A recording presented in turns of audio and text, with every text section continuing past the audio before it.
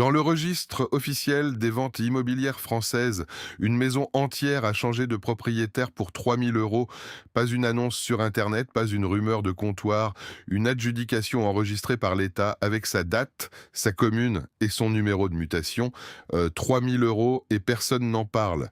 La plupart des Français ne connaissent le marché immobilier que par les annonces, ces chiffres qui montent chaque mois et qui cachent la moitié du paysage. Mais le marché a une autre moitié, celle où le prix d'une maison entière tient sur une ligne de registre entre une vieille voiture et un canapé haut de gamme. Ce ne sont pas des rêves, ce sont des actes signés. J'ai lu les 2 dernières années du fichier DVF, ligne par ligne. Plus de 1 800 maisons sont parties en adjudication en France, certaines à des prix qui ne paieraient pas une cuisine équipée. 10 communes, 10 ventes réelles, du prix d'une vieille voiture au prix d'un scooter. Certaines sont dans des villages dont le nom ne vous dit rien, d'autres sont plus proches de Paris que vous ne le penseriez. Et la dernière garde le chiffre qui ne devrait pas exister. Vous pensez connaître le marché immobilier français? Attendez de voir ce que le registre officiel cache sous le tapis. On décortique tout. Numéro 10. Numéro 10, Surgy, dans la Nièvre. Sur la carte postale, c'est un bourg de Bourgogne rurale avec ses toits de tuiles, ses prés qui descendent vers un ruisseau et ce calme que les citadins peinent cher le week-end. Ce que la carte postale ne montre pas, c'est que le registre DVF a enregistré ici une vente aux enchères au début de l'année 2024. Une maison de 72 mètres carrés, 4 pièces principales avec sa dépendance est partie pour 6 000 euros. 6 000 euros pour 4 pièces et une dépendance. C'est le prix auquel une maison familiale quitte le système normal du marché pour entrer dans celui des liquidations. La commune compte aujourd'hui 335 habitants. Au 19e siècle, elle en comptait plus de 1000. Entre les deux, le chemin de fer est passé, l'exode de rural aussi, et le bourg a appris à vivre avec moins de monde, moins de services et moins de transactions. Près de Surgy, la Chartreuse de Basseville, fondée vers 1320, témoigne d'une époque où ce coin de Bourgogne comptait dans l'histoire religieuse du royaume. Surgy a longtemps vécu du flottage du bois et de la vente des margottins, ces petits fagots de bois destinés au chauffage parisien. Cette économie locale a tenu le bourg debout pendant des siècles, jusqu'à ce que la voie ferrée de Triguères-sur-Gy soit déclassée en 1954. Depuis, le village n'a cessé de perdre du poids. Aujourd'hui, le silence de la Chartreuse ressemble un peu au silence du marché local. L'inconvénient honnête de Surgy tient en une phrase. Le centre hospitalier de Clamecy n'est qu'à quelques kilomètres, mais pour le reste, chaque service se compte en trajet. Ce n'est pas la lune, ce n'est pas non plus le quotidien d'une ville moyenne.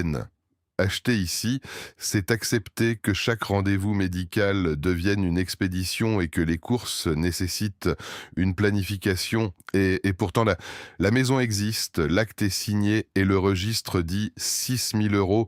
Vous seriez prêt à réhabiliter une maison à ce prix dans un bourg où le prochain commerçant se trouve à 20 minutes de route? À titre de comparaison, 72 mètres carrés adjugés 6 000 euros représentent un peu plus de 83 euros le mètre carré, moins cher que certains abris de jardin vendus en grande surface. C'est ce niveau-là que le marché a trouvé pour un bien avec acte authentique. On reste à 6 000 euros, mais le prochain cas est à moins d'une heure de Paris et la maison ne fait que 25 mètres carrés. Numéro 9, Dian, en Seine-et-Marne.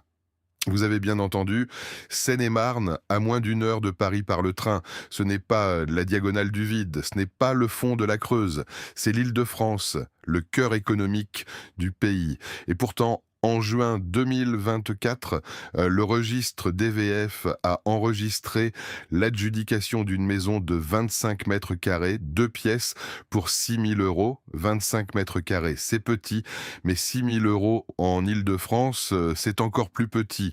Le détail qui dérange, c'est le contexte politique de la commune.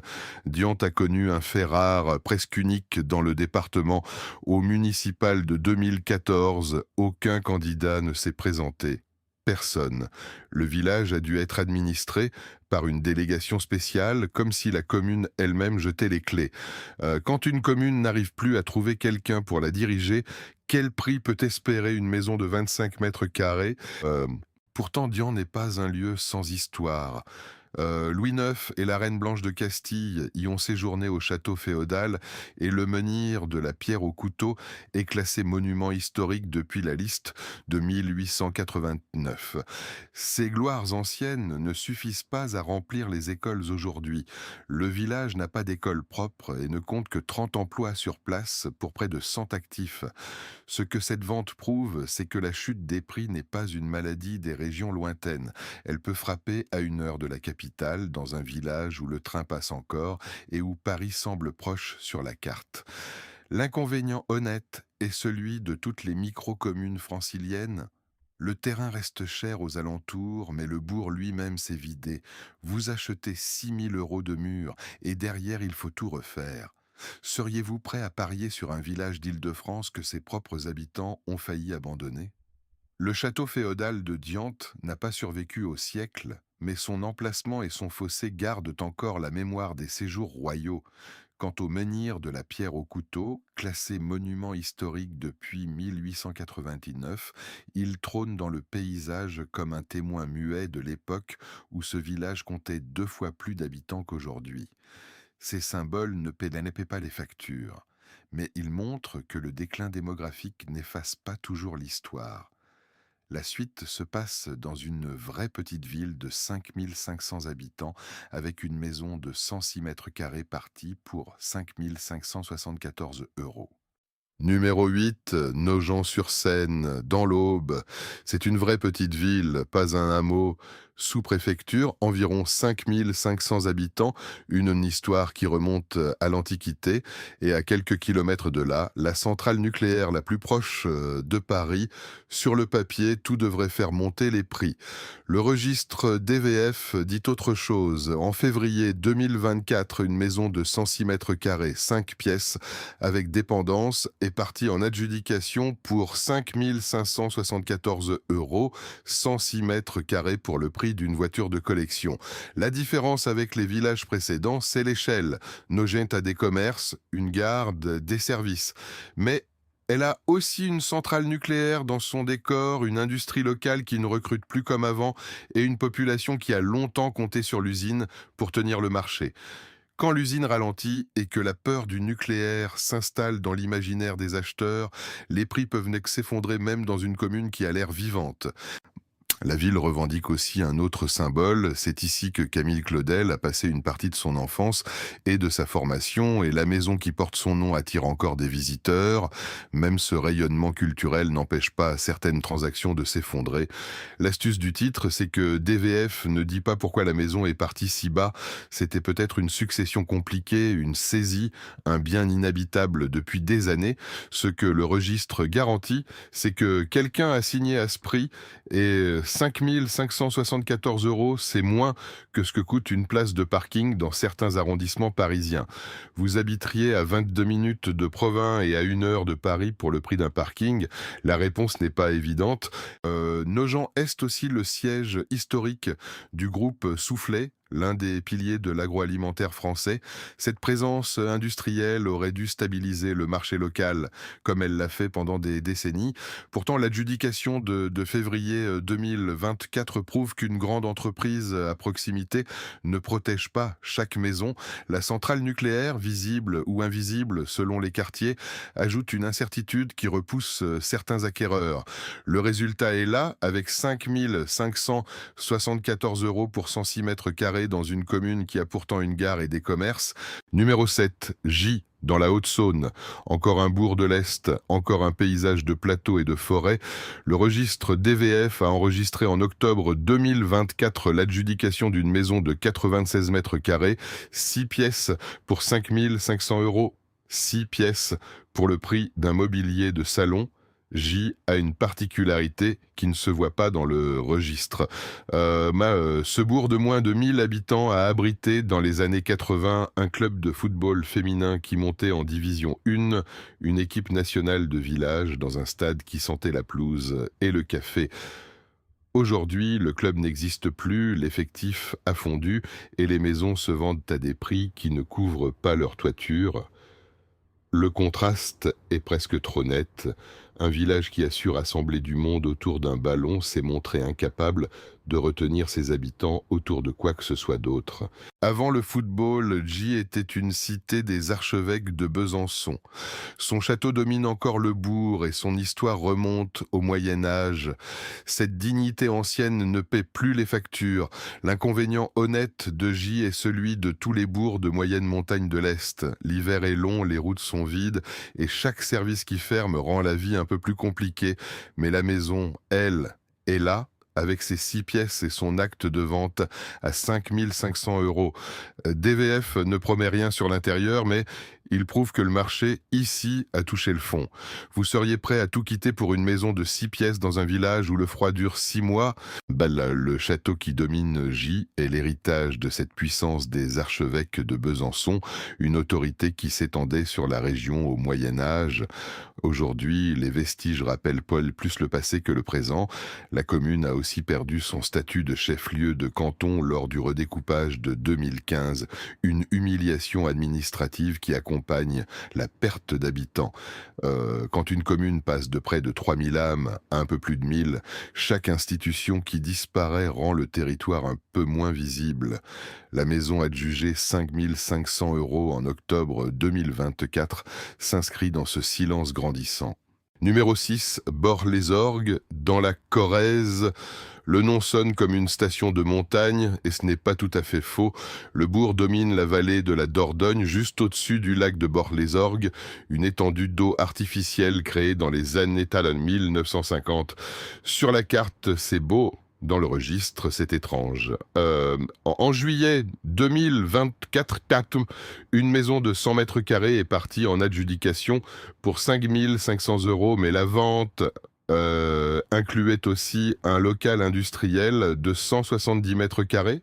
100 mètres carrés de maison, plus 100 de 70 mètres carrés d'atelier, le tout pour 5 500 euros. Le prix n'a de sens que si on comprend qu'il ne s'agit pas d'une maison familiale classique, c'est un ancien commerce, un atelier, peut-être une menuiserie ou un garage, avec un logement au-dessus, le genre de bien que personne ne sait plus comment réutiliser quand l'activité locale disparaît.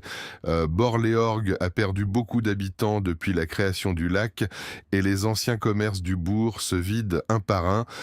L'histoire de Bord est aussi celle du cuir et de la chapellerie. Vers 1890, l'usine Mègemont employait 400 personnes et des centaines de moulineuses de soie travaillaient sous le Second Empire. Cette industrie a laissé des bâtiments que plus personne ne sait comment remplir. L'inconvénient honnête est double. La maison est probablement à réhabiliter en profondeur et le local industriel attenant est une charge, pas un atout, pour qui ne reprend pas l'activité. Vous achetez 270 mètres carrés de murs, mais vous devez aussi justifier leur existence. Pourtant, à 5 500 euros, le mètre carré coûte 20 euros. 20 euros le mètre carré dans une commune au bord d'un lac. Seriez-vous prêt à reprendre un ancien local artisanal pour en faire un lieu de vie? Les orgues de phonolite qui donnent une partie du nom à la commune sont une curiosité géologique. Ces colonnes de lave dressées au-dessus du lac. Elles attirent encore quelques visiteurs, mais le tourisme ne suffit pas à remplacer l'emploi industriel. C'est le problème de toutes ces communes qui ont misé sur une seule activité et quand l'activité part, le prix des murs s'effondre. Le prochain nom est à seulement 45 minutes de Lyon en train, avec 77 mètres carrés et un prix final de 5 002 euros. Numéro 5, Argis, dans l'Ain. Ici, on n'est plus dans l'extrême ruralité perdue. Argis est à environ 45 minutes de Lyon par le train. Vous pouvez travailler dans la métropole et dormir dans une commune de moins de 400 habitants. Le registre DVF a enregistré en octobre 2024 l'adjudication d'une maison de 77 mètres carrés, 5 pièces pour 5 002 euros. 5 002 euros, c'est le prix le plus précis de la liste. Et ce n'est pas un chiffre rond, ce n'est pas une vente symbolique, c'est le résultat d'une adjudication réelle avec ses enchères par palier et son palier final. Le détail qui change tout, c'est la proximité de Lyon.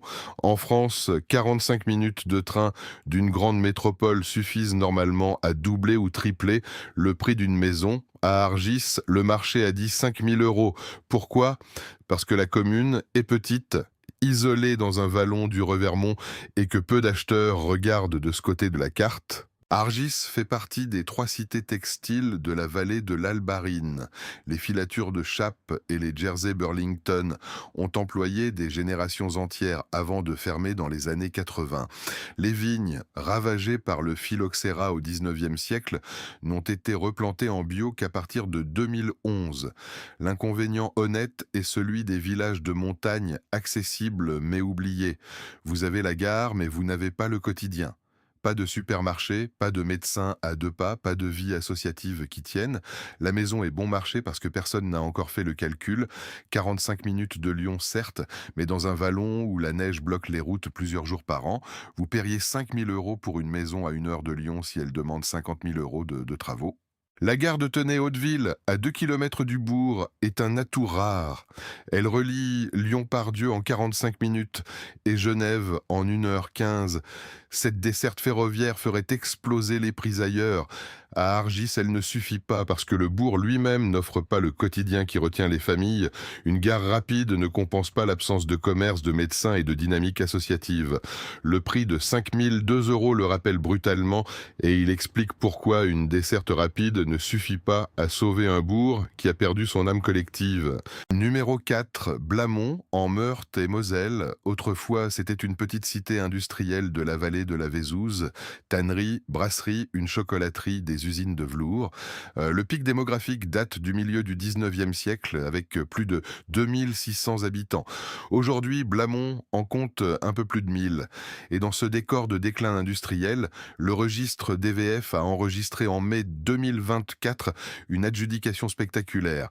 Une maison de 310 mètres carrés, 9 pièces, partie pour 5 000 €, 310 mètres carrés, 9 pièces, 5 000 €. Voilà le résumé de l'adjudication enregistrée à Blamont.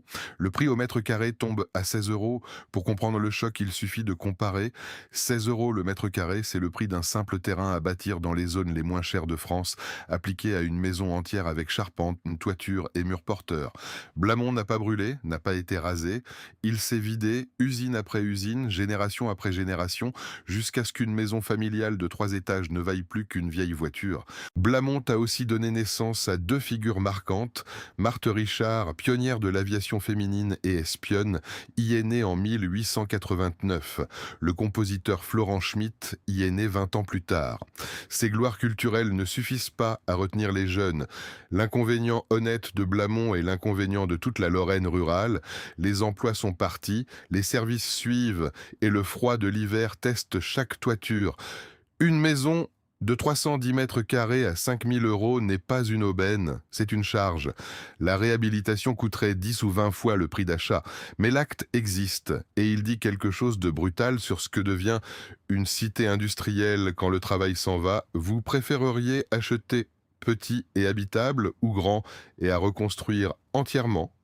La ligne ferroviaire Lunéville-Blamont-Badonvillers, inaugurée en 1911 et fermée en 1942, symbolise bien le cycle de la commune.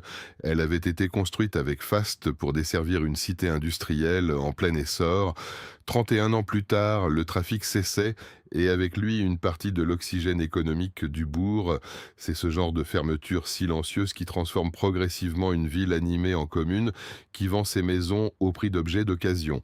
On descend maintenant sous les 5 000 €. La prochaine maison ne fait que 40 mètres carrés, mais elle a quand même 3 pièces pour 4 007 €.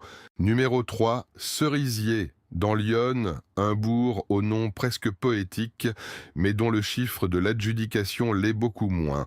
En avril 2025, le registre DVF a enregistré l'adjudication d'une maison de 40 mètres carrés, 3 pièces pour 4 100 €. C'est la surface d'un grand studio posé dans un village bourguignon. Cerisier est un petit bourg de la Vallonnais dans une région qui connaît bien le déclin rural. L'église date du XIIe siècle, les rues sont étroites et la population actuelle est plusieurs fois plus petite jusqu'au 19e siècle. 40 mètres carrés à 4 500 €, c'est le prix auquel une maison cesse d'être un logement pour devenir une structure à rénover, un défi technique, peut-être un abri. Le registre ne dit pas si le bien était habitable, s'il avait l'eau courante, si fort possible pouvait accueillir quelqu'un du lendemain. Au XIIe siècle, une commanderie des Hospitaliers de Saint-Jean de Jérusalem s'installait ici, fondée avec des biens donnés par les rois Louis VI le Gros et Louis VII le Jeune. C'était l'une des plus anciennes du Grand Prieuré de France. En 1736, une inondation meurtrière noya une partie du bourg. Ces catastrophes anciennes laissent des traces dans la pierre, mais pas dans le prix du marché. L'inconvénient honnête est évident. 40 mètres carrés, c'est petit, et à ce prix, on peut supposer que l'état intérieur correspond au prix, mais Cerisier reste dans une Bourgogne accessible à une trentaine de kilomètres d'Auxerre, dans un paysage de vignes et de villages en pierre. C'est le cas typique où le prix est si bas qu'il devient presque une provocation. 4 000 € pour des murs en pierre sous un ciel bourguignon, vous tenteriez l'aventure d'une micro-rénovation à ce prix ou le travail vous fait peur? Aux limites du bourg, les vestiges de l'ancienne fortification rappellent que Cerisier a compté. En 1538, le village possédait 18 tours, une enceinte qui protégeait un bourg stratégique sur une voie romaine. Il reste peu de choses de cette puissance militaire, mais l'esprit des lieux persiste dans les rues étroites et les maisons en pierre. Le musée de la poupée, installé dans la grange à Janoux, témoigne d'une autre époque, plus douce, quand le bourg attirait encore des visiteurs. Aujourd'hui, 4 100 € suffisent à acheter 40 mètres carrés de cette histoire. Numéro 2, Pressigny, dans la Haute-Marne. Encore un village du plateau de Langres, ces communes qui fondent lentement dans l'espace rural de l'Est. Le registre DVF y a enregistré en février 2025 la vente aux enchères d'une maison de 110 mètres carrés, 3 pièces, pour 3 100 €, 110 mètres carrés pour 3 100 €. C'est le prix le plus bas au mètre carré de toute la liste, 28 € le mètre carré. Pourquoi ? Parce que Pressigny est petit, éloigné des axes, perdu sur le plateau entre des champs et des forêts. Le village a connu son pic démographique au 19e siècle avec 900 habitants. Aujourd'hui, il en reste moins de 150. Les maisons se vident, les familles partent et les ventes aux enchères deviennent le mode normal de transmission. Pressigny a connu une curieuse fusion communale en 1972, rattachée à Saint-Péregrin-sur-Vanon jusqu'en 1986. À la limite de la commune, le mur d'Espagne, haut de 50 centimètres, marquait jadis la frontière entre la Franche-Comté espagnole de Charles Quint et le Royaume de France. Aujourd'hui, ces frontières n'intéressent plus personne et les prix s'effondrent. L'inconvénient honnête de Pressigny est celui de tous les villages du plateau de Langres, le froid, l'isolement, l'absence de trains réguliers et la distance avec tout ce qui ressemble à une économie. Mais la maison existe, l'acte est signé et le registre dit 3 100 €, c'est moins cher qu'une cuisine équipée moyenne, moins cher qu'un voyage de quelques jours, moins cher que beaucoup de choses qu'on jette après 2 ans. Vous seriez prêt à tout quitter pour 110 mètres carrés à 28 € le mètre carré? Attendez le numéro 1 parce qu'il descend encore sous les 3000. Bon, le mur d'Espagne, ce muret de 50 centimètres de haut qui marquait la frontière entre la Franche-Comté espagnole de Charles Quint et le Royaume de France, Dabenet résume l'absurdité du lieu. Une grande histoire, une petite pierre, et plus personne pour s'en souvenir. Pressigny vit aujourd'hui avec moins de 150 habitants sur un territoire de faible densité où chaque départ rend le suivant un peu plus probable. À 3 100 € la maison de 110 mètres carrés n'est pas une aubaine. C'est le tarif du silence et de l'oubli. Numéro 1, celui que vous n'attendiez pas, Saint-Martin-Lars, dans la Vienne. Le nom ne dit rien de spécial, le bourg ne figure sur aucune carte touristique. Et pourtant, en mars 2025, le registre DVF a enregistré l'adjudication d'une maison de 66 mètres carrés, font 3 pièces, avec dépendance, pour 3 000 €. 3 000 €. C'est le prix d'un canapé haut de gamme, d'une moto d'occasion, d'un an de gym dans une grande ville. C'est aussi le prix auquel une maison entière avec ses murs, sa toiture, son adresse et son numéro cadastral a changé de propriétaire en France en 2025. Saint-Amartin-Lars est une commune de moins de 400 habitants dans une région qui se vide lentement vers Poitiers et les villes de la côte. Le registre ne dit pas qui a acheté, ni pourquoi, ni dans quel état était la maison. Il dit seulement que quelqu'un a signé à 3 000 € et que l'État a enregistré la transaction.